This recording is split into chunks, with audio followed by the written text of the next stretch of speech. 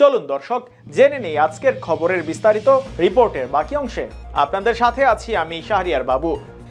চলমান টি-20 বিশ্বকাপে সর্বোচ্চ টার্নের রেকর্ড গড়েছেন বাংলাদেশের লেগ স্পিনার রিশাদ হোসেন। 17তম ওভারের পঞ্চম ডেলিভারিতে তিনি টার্ন করিয়েছেন 3.6 ডিগ্রি। এবারের টি-20 বিশ্বকাপে যা কোনো বোলারের কাছ থেকে সর্বোচ্চ। লঙ্কানদের চেপে ধরার পথে বাংলাদেশের হয়ে কার্যকরী ভূমিকা পালন করেছেন রিশাদ। এদিন নিজের 2 ওভারে 3 উইকেট তুলে নিয়েছেন বাংলাদেশের এই তরুণ লেগ স্পিনার।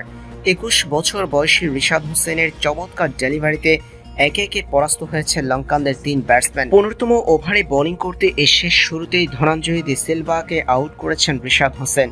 নিচের প্রথম ডেলিভারিতে ধনঞ্জয় দে সিলভাকে আউট করে দ্বিতীয় ডেলিভারিতে এদিন 15তম ওভারে বোলিং করতে এসে প্রথম ডেলিভারিতে আশালঙ্কাকে ফিরিয়েছেন রিশাদ হোসেন। আশালঙ্কাকে আউট করার পরে ডেলিভারি অর্থাৎ ওভারের দ্বিতীয় ডেলিভারিতে রিশাদ হোসেন আউট করেছেন লঙ্কান ক্যাপ্টেন ওয়ানিন্দু হাসারাঙ্গাকে। এবারের রেকর্ড রান 3.6 ডিগ্রি ঘুরিয়ে রিশাদ হোসেন আউট করেছেন ওয়ানিন্দু হাসারাঙ্গাকে।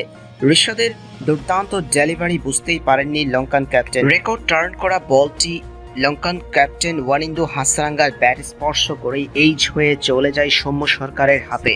এরপর ম্যাচের 16তম ওভারের প্রথম ডেলিভারিতে রিশাদের চমৎকার টার্ন বুঝতে না পেরে আউট হয়েছেন ধনঞ্জয় দে সিলভা। রিশাদের টার্ন মিস করেছে ধনঞ্জয় দে সিলভার, ব্যাট চলে যায় উইকেট কিপার লিটনের গ্লাভসে। এ সময় স্টাম্প ভাঙতে ভুল করেননি বাংলাদেশের কিপার।